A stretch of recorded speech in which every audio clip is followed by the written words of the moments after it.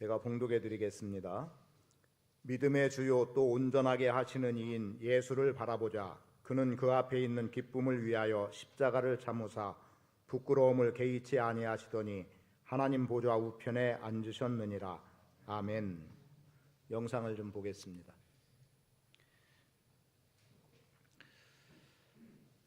지난 15일 0시 15분 이스탄불로 향하는 비행기에 몸을 실어서 튀르키예에 다녀오게 됐고요.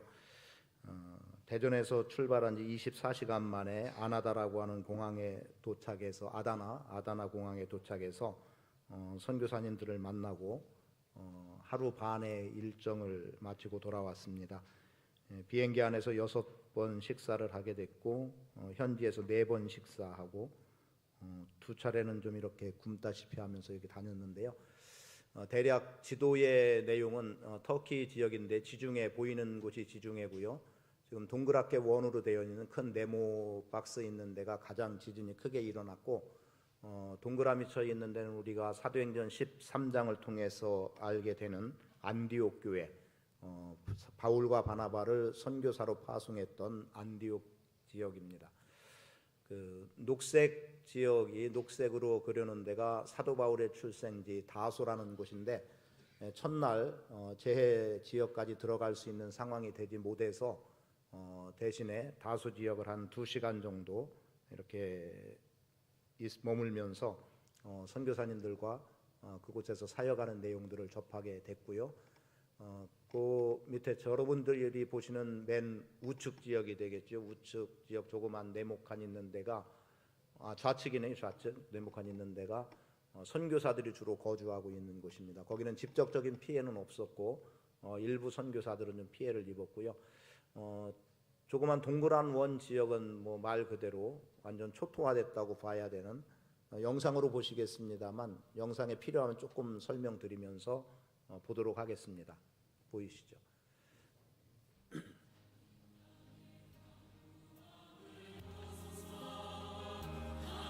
여기가 다소 지역이고요. 계획 없이 가서 바울의 우물이 있는 곳, 저곳에 이제 바울의 집터가 있다고 보고 있습니다.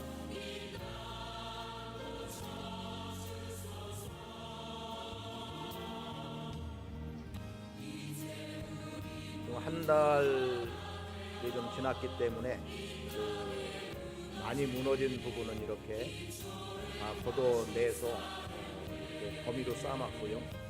지금 서 있는 건물도 내부는 다 망가져 있기 때문에 또 여진으로 인해서 무너질 수 있기 때문에 사람들이 전혀 들어가지 못하고 앞으로도 살기 어려운 곳으로 이렇게 판단을 하고 있습니다. 또 우리 침례교 선교사들이 주축이 돼서 제일 먼저 그 지역에 들어갔더라고요. 이틀 만에 들어가서 사역을 시작했고 NGO 단체들도 지금 아까 영상으로는 뒷모습만 보여있는 선교사님, 일부러 얼굴은 공개하지 않습니다만 그 선교사님이 타 교단의 후원까지 또 NGO 단체들까지 이렇게 지휘하면서 사역을 감당하고 있었습니다. 교회로는 광염교회가 제일 먼저 수억 원을 가지고 들어와서 물품을 전달하는 보호 작업을 했고, 이어서 또 온누리교회가 대략 한 5억 정도의, 그래서 교단 정도 규모로, 큰 교회는 교단 개념처럼 크게 활동하고 있는 걸 보았고, 우리 교단에서는 1차로 2억 가지고 들어가서 사역을 감당했습니다. 이 영상은 오늘 예배는 예배 현장에서만 예배 진행하고 폐쇄하도록 하겠습니다. 상황에 따라서 정보가 또 밖으로 나갈 수도 있고, 또 선교사들, 또 현지 목사 부부의 사진 조금 이렇게 나왔기 때문에 더 이상 드러내지 않고요. 필요하면 또 드러낼 수도 있겠습니다만 우선 그렇게 진행을 하겠습니다. 먼저 잠깐 다녀온 것에 대해서 말씀을 좀 드려보면, 말 그대로 처참하다는 생각밖에 들지 않을 정도였고, 이보다 더한 영상은 여러분들이 아마도 TV를 통해서나 또 다른 매체를 통해서 접하셨을 것 같습니다. 말 그대로 아파트가 그냥 팬케이크처럼 주저앉은 곳도 있고요.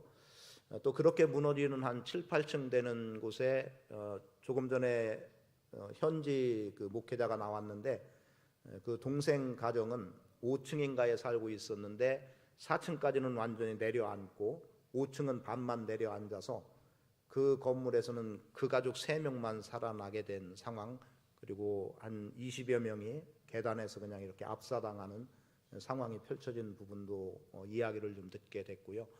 뭐 말로 다 할 수 없는 상황입니다만 여러분들이 기도해 주시고 또 후원해 주신 것의 일부가 우리 교단에서 함께 전달이 될 기회가 됐었습니다.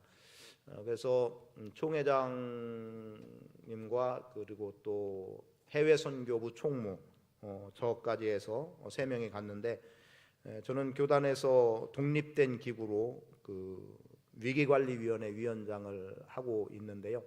위기관리는 사실 해외까지는 전혀 손을 뻗치지 못하고 국내에도 이제 좀 미비하지만 시작이 됐습니다. 실질적으로 이렇게 크게 도움이 됐던 것은 작년에 그 동해안 산불 지역, 그리고 또 후반기에는 그 포항에 침수로 인해서, 태풍과 함께 침수로 인해서 무너진 교회들, 그 교회들을 돌보는 일을 했었고, 이번에 해외는 처음으로 관심을 갖게 되고 나가게 돼서 앞으로는 해외까지도 이렇게 재난, 저희는 사람에 대한 게 아니라 건물과 관계된 부분이었는데 좀 예외긴 하겠습니다만 선교사들이 직접 현장에 투입해서 그곳 상황들을 접하면서 직접적으로 피해 입은 몇 가정은 지금 철수해서 한국에 들어와 있고, 그렇지 않은 선교사들은 여전히 그곳에서 트라우마를 겪으면서 계속해서 사역을 펼쳐나가고 있습니다.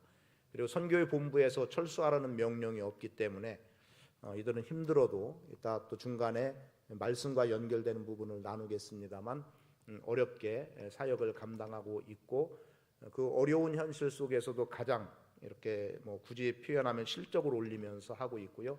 현지인들의 필요를 그대로 공급해주고 있는 모습들을 보게 됐습니다. 또 타교단도 그리고 또 NGO 단체들도 다 이 선교사님과 연계해서 지금 사역을 펼치고 있는 게, 맨 처음에 들어가서 그곳에 거점을 마련했고, 그래서 마침 타일 뭐 이런 욕실 내부 인테리어 하는 그런 회사와 연결돼서 그 회사도 피해를 입었음에도 불구하고 물류 창고로 쓸 수 있도록 배려를 해줘서, 그래서 몇 억대 되는 물류들을 그쪽에다 갖다 놓고 또 믿을 만한 사람이 됐기 때문에 신앙생활하는 분이 아님에도 불구하고 그렇게 배려해줘서 도움을 주고 있습니다. 그냥 또 전해 들은 얘기 중에 하나는 하루에 3억 정도의 물품을 마트에서 구입을 하니까 현지 사람들이 외국인들이 왜 이렇게 물품을 많이 구입하느냐고 물어서 그 재난 지역에 도움을 주려고 한다고 하니까 그들이 샀던 물건들을 같이 더해줘서 그들의 마음을 움직일 수 있는 좋은 계기가 됐다라는 이야기를 듣게 됐고, NGO 단체들은 많은 물질을 가지고 들어왔지만 며칠 내로 철수하기 때문에 그래서 그들의 실질적인 필요에 따라서 공급하지 못하고 그냥 자기들이 원하는 것들을 준비해서 하기도 하고, 그러나 선교사들은 이제 장기적인 안목으로 이렇게 준비를 해서 진행해 나가려고 계획하고 있다는 이야기를 들었습니다. 그런 가운데 이제 말씀드린 대로 위기관리위원회에서는 건물에 대해서만 도움을 주게 됐었는데, 건물을 문제가 있을 때, 그런데 선교사들이 직접 피해를 안 입었어도 그들까지 돌봐야 되겠다라고 하는 마음이 있어서 제가 확정 지을 수 있는 것은 아니었지만 프로그램을 좀 준비하면 좋겠다, 그러면 최대한 위기관리위원회에서 지원을 하겠다라고 하는 이야기를 전해주고 왔고, 그분들은 어떤 뭐 구호품이나 또 경제적인 것보다 총회장을 비롯해서 몇몇 대표들이 와준 것만으로도 굉장한 위로가 된다고 그런 말 때문에 오히려 위로를 받으면서 올 수 있었습니다. 이미 정해진 본문의 말씀 히브리서 12장 2절 말씀을 통해서 예수를 바라보자라고 하는 주제의 말씀을 오늘 전하게 되는데, 오늘 전하는 말씀은 제가 현장에서 접했던 내용들을 대지로 해서 함께 말씀을 좀 나누도록 하겠습니다.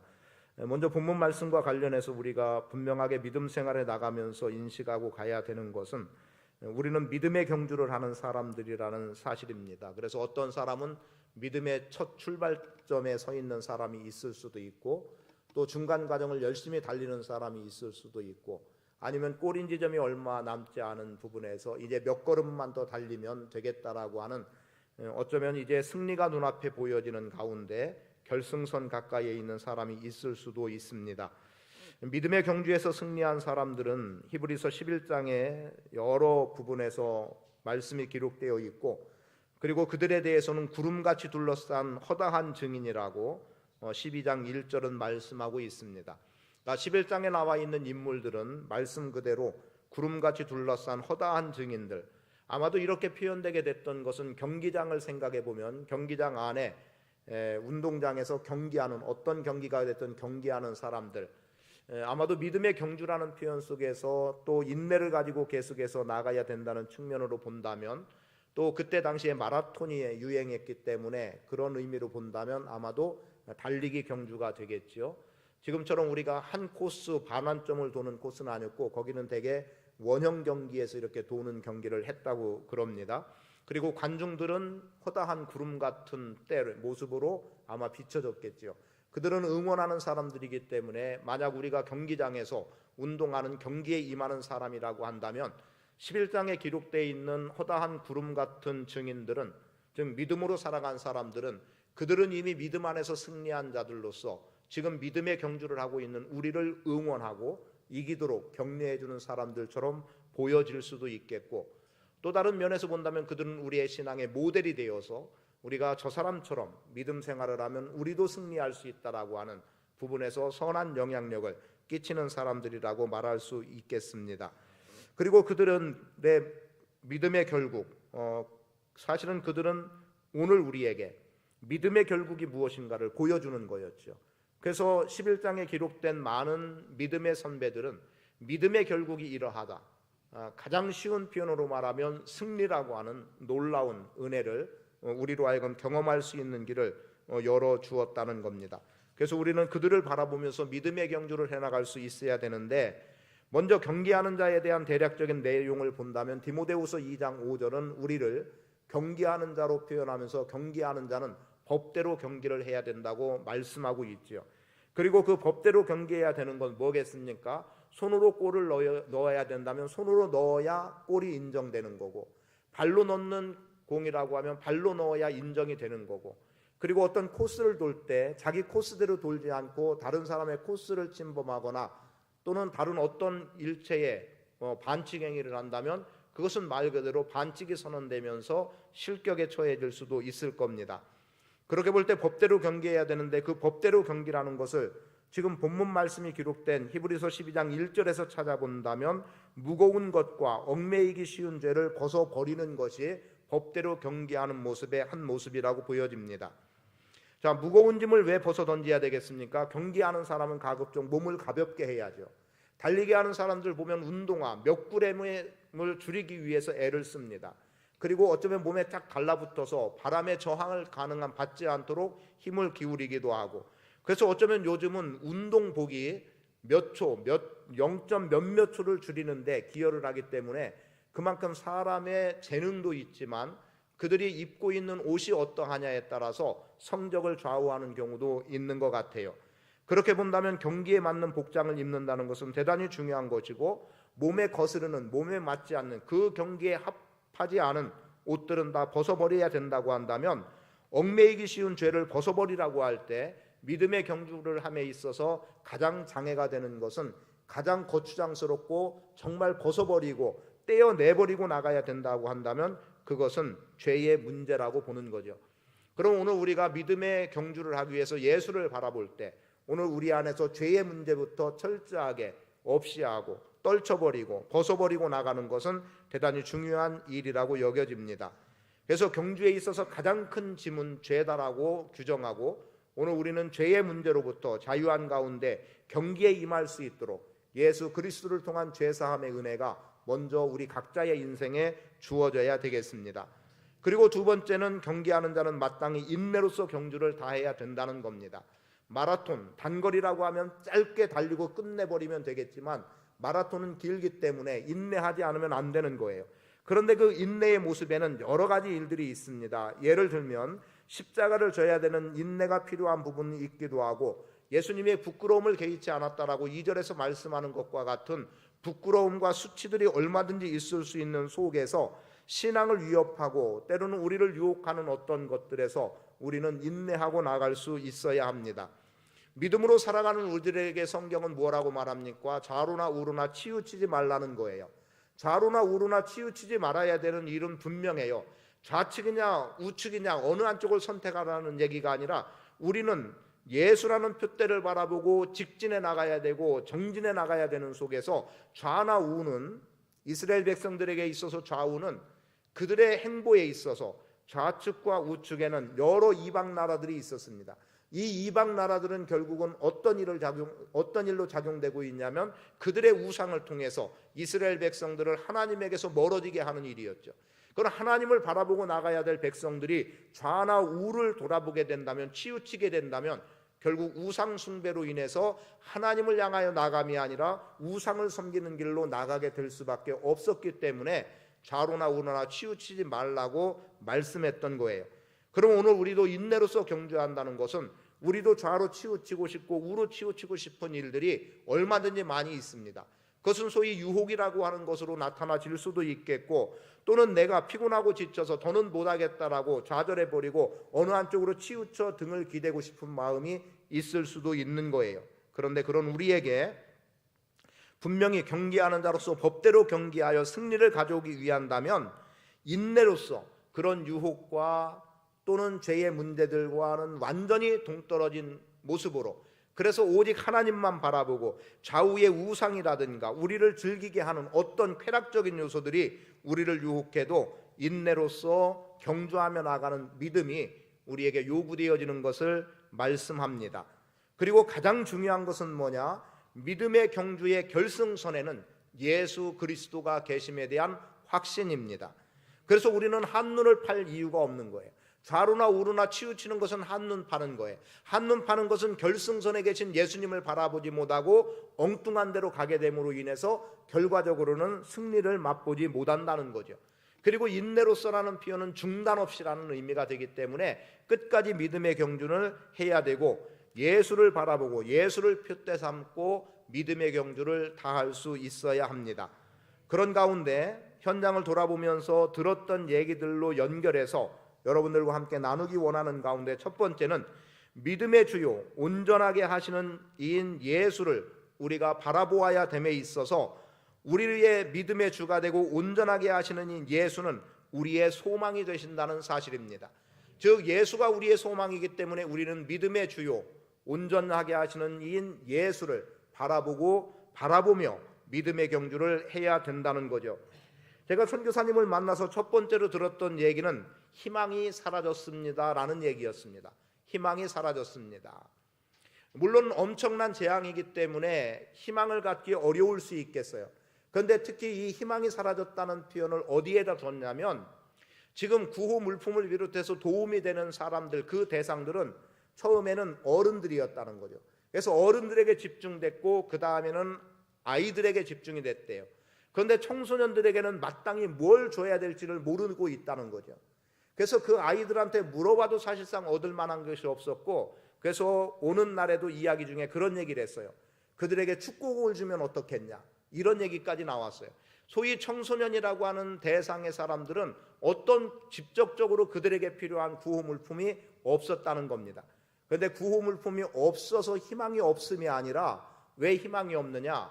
청소년 세대 아이들은 부모들의 기반에 의해서 도움을 받고 그들이 대학을 가고 그들이 좋은 직장을 갖기를 꿈꾸고 그들의 미래를 나름대로 생각하고 미래를 희망 삼고 살았는데, 부모의 삶의 터전이 한순간에 다 무너져 버려서 아무것도 없이 된 상황이 됐다는 거죠.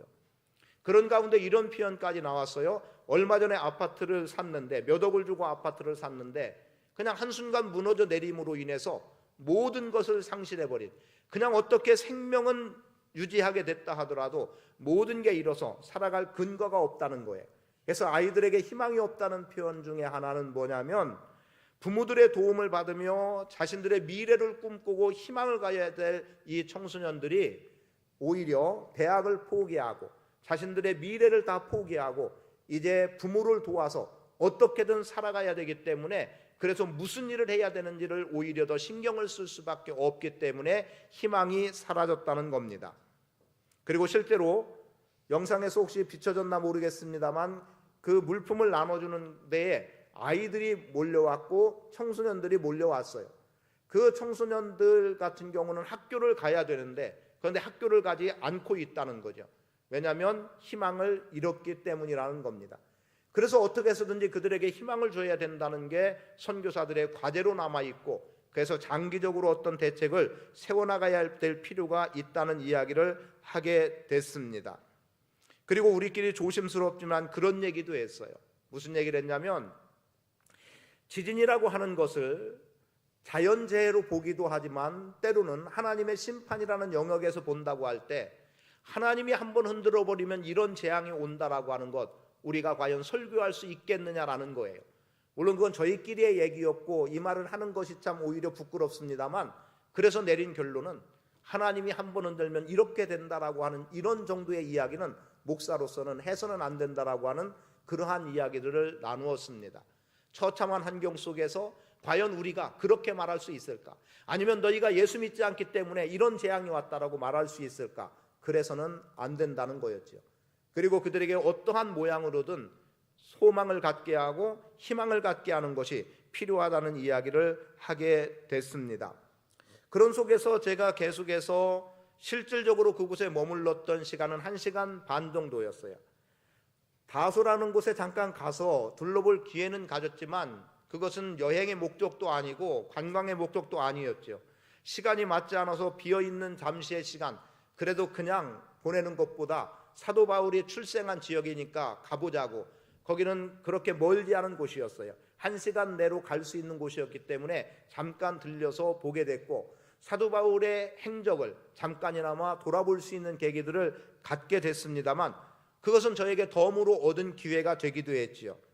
그런데 그렇게 다니면서 계속해서 한 얘기가 있었습니다. 에스겔 말씀이었어요. 에스겔 말씀 가운데 16장 6절 말씀대로 너는 피투성이라도 살라고 하는 하나님의 말씀이었고, 또 하나는 제가 선교사님들과 이야기할 때 제가 축복 기도할 때 많이 쓰고 있는 표현 중에 하나, 강가에 어부가 설 것이다 라고 하는 메시지를 제가 성도들에게 축복 기도한다는 이야기를 했습니다. 왜 이겠습니까? 지금 강이 말라버려요. 강이 말라버림으로 인해서 강에 물고기가 사라지니까 결과적으로는 물고기를 잡을 어부들이 사라져버리는 겁니다. 배는 어디 한켠에 다 그냥 파괴되어져 가고 쓸모없는 배들이 돼버리고 마는 거죠. 그런데 성전으로부터 흘러내리는 물이 흐르고 흘러서 강을 이루게 되면 그곳에 다시 물고기들이 살아나고 물고기들이 생기면 자연스럽게 어부들이 등장하게 되는 거죠. 그래서 강가에 어부가 선다는 것은 하나의 희망입니다. 그리고 강가에 어부가 선다는 것은 회복입니다. 다 무너지고 아무 쓸모없다고 여겨지는 그곳에 하나님께서는 강가에 어부가 서는 은혜를 허락해 주실 것에 대한 믿음을 가지고 선교사들이 사역을 감당하고 그들에게 소망을 심어주는 그 속에서 오늘 강가에 어부가 서는 희망을 안겨주면 좋겠다라고 하는 바람으로 이야기를 나누었습니다. 자, 그들은 희망이 없다고 말합니다. 희망 없다는 곳에 우리는 예수 그리스도가 희망이요 소망인 것을 증거하고 전하고 가르쳐야 될 필요가 있음을 보게 되죠. 무엇보다 천국에 대한 소망은 누구라도 가질 수 있어야 되는 거예요. 성경을 통해서 우리에게 보여주는 말씀 가운데 부자와 거지 나사로의 이야기가 있습니다. 부자는 말 그대로 잘 먹고 잘 사는 거예요. 거지는 말 그대로 거지죠. 그러니까 얻어먹어야 되는 거예요. 그런데 이들에게 이 땅에서의 삶으로만 끝나버린다면 부자는 행복한 삶이요 거지는 불행한 삶으로 끝나는 거예요.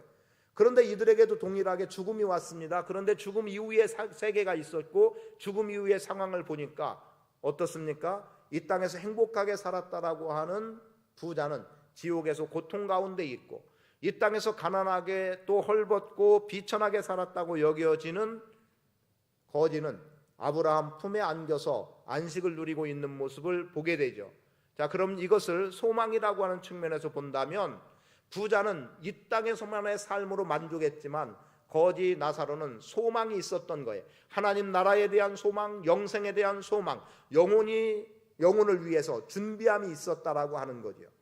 그럼 우리는 경제적으로 그들을 다 책임질 수 있는 상황이 아니지 않습니까? 그렇다고 한다면 그 경제적인 것과 맞물려서 우리가 가져야 되는 것은 그들에게도 예수는 소망이라고 심겨줘야 되겠다는 생각입니다. 그런데 사실은 이러한 설교를 하면서 너무 불편하고 부담스러운 거예요.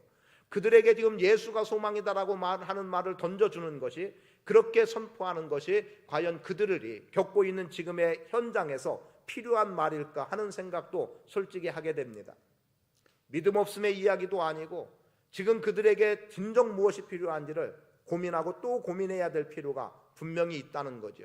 그리고 선교사님들 또 현장에서 그렇게 힘쓰고 있으면서도 아직도 정확한 답을 찾지 못한 가운데 계속 어떻게 하면 이들에게 진정한 소망을 줄 수 있을지, 그들에게 희망을 다시 품을 수 있게 할지를 고민하고 기도하고 있는 모습들을 보게 됐습니다. 피투성이라도 살라, 강가에 어부가 서리라는 말씀들은 오늘 우리에게 소망을 주는 말씀이고 희망의 말씀이고 회복의 말씀이기 때문에 소망이 없다는 사람들에게, 더 이상 나에게는 희망도 내일도 없다는 사람들에게 믿음의 주요 온전케 하시는 이인 예수는 분명히 우리 안에 절대 필요한 믿음의 대상임을 말씀을 드립니다. 또 믿음의 주요 온전케 하시는 이인 예수, 우리가 바라보아야 할 예수는 기쁨입니다. 즉 예수 안에 기쁨이 있다는 거죠. 선교사님의 이야기입니다. 자신의 표현이었어요. 앞에 희망이 없다는 얘기는 그들의 세계, 트르키에 지진 피해를 입은 사람들에게 해당하는 말이었지만 지금 기쁨으로 말씀드리고 싶은 지금의 내용은 선교사의 말이었습니다. 모든 감정의 끝은 슬픔으로 간다라는 표현에 충격을 받았어요. 분명히 이 일은 기쁜 일인데, 재난과 상관없이 내가 지금 요 일은 기쁜 일인데 재난의 현장에 투입이 돼서 그들을 돌보고 힘쓰고 하는 속에서 결국 이 기쁨은 나의 기쁨으로 남아있지 않고 슬픔으로 끝이 나고 말더라는 겁니다. 그래서 자기가 겪고 있는 여러 가지 감정들이 결국은 슬픔이라고 하는 거 하나밖에 남지 않더라는 거예요. 물론 그분은 직접적인 피해를 입은 분이 아니에요. 다만 현장에 가장 먼저 뛰어들어서, 그래서 하루에 몇억 원어치의 물품을 사가지고 그 자리에 들어가서 그들에게 나눠주고 함께하는 그 일을 하는 속에서 본인이 겪고 있는 아픔이었고 충격이었고, 그리고 말 그대로 어쩌면 영원히 씻겨지지 않을 트라우마로 남을 일일지도 모르겠다는 거죠. 그런 가운데 다른 분은 그런 얘기를 해요. 잠을 자도 자는 것 같지 않다는 거죠. 정말 피곤하기 때문에 골아떨어져서 잠을 자긴 하지만 잠이 들기 전까지는 이게 잠을 자는 건지 그리고 현실인지를 구분을 못하겠다는 겁니다. 그리고 눈을 뜰 때도 이게 현실인지 아니면 내가 아직 꿈을 꾸고 있는지, 그것까지도 지금 그래서 자고 일어날 때 시작과 끝은 현실인지 아니면 꿈인지 구분이 되지 않는 그 고통을 겪고 있다는 거예요. 그런 그들에게 말씀드리고 싶은 것은 그래요. 모든 감정의 끝이 슬픔으로 끝난다 하더라도 오늘 우리 안에 예수가 있음을 우리는 분명히 할 필요가 있습니다. 우리는 그만큼의 고통을 겪지 않기 때문에 어쩌면 이 말은 우리에게 쉬운 말이 될 수 있겠지만 오늘 여러분 안에는 주님이 주시는 기쁨으로, 예수 안에 있는 기쁨으로 충만하기를 축복합니다. 예수님은 이렇게 말씀하세요. 예수님에 대해서 믿음의 주요 또 온전하게 하시는 이인 예수를 바라보자. 그는, 예수는 그 앞에 있는 기쁨을 위하여 십자가를 참으셨다고 말하고 있고 부끄러움을 개의치 않고 참았다라고 말씀하고 있습니다. 십자가를 개의치 않고 부끄럽게 여기지 않고 참고 어떻습니까? 그 결과는 기쁨이에요. 예수 그리스도께서 누리는 기쁨은 뭘까요? 하나님의 뜻을 이루었다는 기쁨이 될 거고 온 인류를 구원한 기쁨이라고 분명히 말할 수 있을 겁니다. 그런 가운데 오늘 우리 안에도 예수는 우리의 생명이 되고 기쁨이 되고 희망이 된다는 것을 분명히 알 수 있어야 되고, 예수님께서 우리의 기쁨을 위해서 십자가를 참으셨고 부끄러움을 개의치 않았음을 믿습니다. 그리고 그렇게 감정의 끝은 슬픔으로 간다라고 말씀한 선교사는 자기에게 그럴 만한 아무런 이유가 없는데 땅을 치고 통곡하고 싶은 마음이 속에서 불쑥불쑥 일어나고 있다는 거예요. 그들의 아픔이 치유되어야 될 필요가 있다는 것을 거듭 생각하게 됐습니다. 교단의 위기관리위원회가 하는 일은 목회자들의 개인의 신상에 관계된 것이 아니라 교회가 어떤 피해를 입었을 때 도움을 주는 일입니다. 그래서 작년 같은 경우 동해안 산불로 인해서 어려움을 겪었을 때, 그래서 집이 무너졌던, 사실은 지금까지는 교회의 문제였지만 그때는 성도들의 집에 불 화재의 문제 때문에 그래서 개인적인 가정적인 면에서 도움을 줬어요. 그리고 또 포항에 태풍으로 인해서 수해 피해를 입었던 교회들에 대해서 지원을 했습니다. 건물에 관계된 지원을 하는 일만 했고, 그것도 아주 짧은 기간밖에 되지 않아요. 그래서 아직도 체계도 잡히지 않은 가운데 있습니다. 그런데 이번에 그 현장을 돌아보면서 갖게 된 생각 중에 하나가, 지금 지진 피해를 직접 겪은 선교사도 있고 그렇지 않은 선교사도 있지만 그들이 당하는 고통은 같더라는 거지요. 마음이 무너져 버렸고 감정의 끝이 슬픔으로 갈 수밖에 없는 현실, 꿈인지 생시인지 구분이 되지 않는 그러한 어려움을 겪고 있고, 그리고 오히려 자기들이 쉬고 철수를 하는 것은 마치 죄를 짓는 것 같아서 그리하지 못하고 포기할 수 없는, 그래서 5시간 7시간 그렇게 왕복으로 치면 그렇게 걸리는 시간들을, 그래서 정작 가서 움직이고 활동할 수 있는 시간은 별로 없죠. 왜냐하면 거기에서 잘 수 있는 환경도 주어지지 않고 먹을 거리도 없기 때문에 오고 가야만 하는 그 일을 계속해 나가는 속에서 겪는 어려움들이었습니다. 그래서 말로는 될 수 없는 일일 수 있지만 그들 안에 예수는 기쁨이요 예수 안에는 기쁨이 있음을 그렇게 말씀드리고 싶은 이유입니다. 저는 여러분 안에 예수 그리스도를 통한 기쁨이 여러분의 인생의 만족함으로 나타날 수 있게 되기를 바랍니다. 성경은 우리에게 기뻐하라고 말씀하고 있죠. 항상 기뻐하라는 거예요. 사도 바울도 내가 기뻐하고 또 기뻐한다고, 그가 감옥에 있음에도 불구하고 기쁨을 말했던 것은 예수의 기쁨이 그의 안에 크게 자리하고 있기 때문에 그런 겁니다. 저는 여러분들이 힘들고 어려움 속에서, 그리고 어쩌면 기쁨보다 슬픔이 많은 상황 속에서, 염려와 근심이 많은 상황 속에 놓여 있다 하더라도 예수 안에 있는 기쁨으로 여러분의 인생이 새롭게 변화되고 위로되는 은혜를 맛보고 살아갈 수 있게 되기를 축복합니다. 세 번째는 믿음의 주요 온전하게 하시는 이인 예수, 우리가 바라봐야 될 예수는 생명입니다.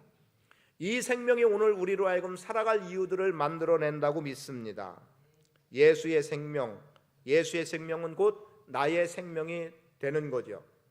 소망의 부분이라고 여기는 게 더 좋을 것 같긴 한데요, 지금 저희가 접했던 선교사님하고 선교사님 교회에 한 번 나온 자매가, 터키인 자매가 있었다는 거예요. 그런데 이 자매는 의사였고요, 그리고 예수를 믿으려고 하는 마음은 전혀 갖지 않는 가운데 누군가의 인도로 교회를 한 번 다녀갔다는 거예요. 그리고 그렇게 한 번 다녀간 자매인데 전화가 왔더라는 거죠. 지진이 일어난 후에 전화가 왔는데 자기가 지금 매몰이 돼 있는 상황이다. 그래서 자기를 구해달라고 호소하는 전화를 이 선교사님한테 한 거예요. 아마도 그래서 선교사 추측은 부모님이 돌아가셨기 때문에 자기한테 한 거라고 생각하고, 몇 번째 대상으로 선교사에게 전화가 왔는지 모르지만 자기한테 믿지 않는 자매가, 교회 한번 왔다 간 자매가 자기한테 전화를 했다는 것은 굉장히 고무적인 일 가운데 하나였죠. 그런데 직접 들어가서 구해줄 수 있는 상황도 안 되는 것이, 도로가 끊기는 경우도 있었고, 그래서 급하게 그 지역에 막 수소문을 해서 사람들에게 연락을 했는데 결국은 3일 동안 생명을 유지하다가 죽었다는 겁니다. 엄청 커다란 충격일 수밖에 없었던 거죠. 그런데 그냥 저의 생각이에요. 이 사람이 그 위기 속에서 선교사님에게 전화를 한 것은 본인이 교회를 한 번 나가본 것밖에 없고 예수를 믿지 않는 가운데 있었지만 죽음이라고 하는 그 위기 속에 나름의 선교사를 통해서 접하게 됐던 어떤 복음의 메시지가 그에게 하나의 소망을 갖게 하고, 그리고 그에게 영생에 대한 소망의 끈을 갖게 하지는 않았을까. 그래서 죽어가는 그 속에서도 그래서 전화를 굳이 선교사에게 전화해서 나의 위치는 어디다, 나는 지금 이렇게 살아있다, 그리고 또 다른 어떤 사람들에게는 나는 의사입니다, 내가 지금 아직도 이렇게 살아있습니다라고 하는 메시지를 계속 전했지만 그 어떤 구호에 손길이 미치지 못했던 거죠. 중장비가 있어서 하는 것도 아니고, 그리고 정부는 이미 그때는 그 자리에 투입을 하지 않은 거예요. 이미라는 말이 잘못된 말이 됐네요. 정부는 전혀 손길을 미치지 않은 거예요. 그런 가운데 그냥 한 사람, 직접 통화가 계속 가능했던 한 사람의 죽음은 누구에게든 충격일 수밖에 없었던 겁니다. 그 남아있는 생명, 정말 육신의 생명 하나가 언제 죽을지 모르는, 점점 생명의 불이 꺼져가는 그 속에서 그 사람이 혹시 영생에 대한 소망, 예수의 생명을 혹이라도 생각하면서 죽음을 맞았지 않았을까, 그리고 그렇게 죽음을 맞았으면 좋았겠다라고 하는 적지 않은 바람을 갖기도 했습니다. 오늘 우리의 믿음의 주요 온전케 하시는 이인 예수를 바라봐야 되는 것은 예수는 생명이기 때문입니다. 죄의 삭슨 사망이라는 선언 속에서 우리는 다 죽은 자예요. 그런 우리에게 예수의 생명, 예수의 피가 들어와서 우리는 지금 산자로서의 삶을 살아가고 있음을 보게 됩니다. 예수님의 십자가의 죽으심, 그것은 오늘 우리 안에 구원이라고 하는 놀라운 은혜로 다가왔고, 그래서 예수의 생명이 곧 내 생명임을 우리는 선포하며 살아갈 이유가 된 거죠. 그런 속에서 말씀을 정리합니다. 예수님을 바라보시기를 축복합니다. 믿음의 주요 온전케 하시는 이인 예수를 바라보자는 것은, 그리고 그 예수는 결국 오늘 우리의 믿음의 출발선에 있었던 예수입니다. 즉 우리의 신앙의 첫 출발은 예수로부터 시작되는 거고, 그리고 그 예수님은 우리 안에 신앙의 모델이 되어서 우리도 예수님처럼 살아가야 된다라고 하는, 예수님 같은 믿음의 삶을 살아야 된다는, 히브리서 11장에 있는 많은 믿음의 사람들도 우리의 신앙의 모델이 되지만 모델의 최종은 예수 그리스도이기 때문에 우리가 믿음의 경주를 해나가는 이 속에서 예수님은 우리의 믿음의 모델이 되어야 합니다. 그리고 믿음의 완성이 되어야 되죠. 예수님은 결승선에서 우리의 믿음의 경주를 보고 계시고 나를 바라보고 중단 없이 경주를 한다면 너희는 마침내 이 결승선에, 승리의 선에 도달할 수 있다는 것을 주님은 보여주고 계시는 거예요. 그리고 기다리고 계시는 거죠. 그러하기 때문에 오늘 우리가 좌로나 우로나 우리의 눈을 돌릴 것이 아니라 오직 예수를 바라보고 믿음으로 정진해 나가는 삶의 태도는 필요합니다. 그런 일을 주기 위해서, 우리에게 허락하시기 위해서 예수님은 십자가를 참으셨습니다. 예수님은 십자가를 지는 부끄러움을 개의치 않으셨어요. 죄인이나 져야 되는 십자가를 의인으로서 짐을 진다는 것은 쉬운 일은 아니지만, 그러나 예수님은 그러한 것을 부끄럽게 여기지 않았다는 겁니다. 설령 부끄럽더라도 그것을 개의치 않고 받아들였다는 거죠. 왕이신 예수님이 십자가를 지는 죽음으로 가야 될 이유가 없음에도 불구하고 예수님은 십자가를 지는 길을 선택하셨고 십자가의 고통을 참아내셨습니다. 그리고 그 결과는 어떻습니까? 하나님 보좌 우편에 앉으셨느니라입니다.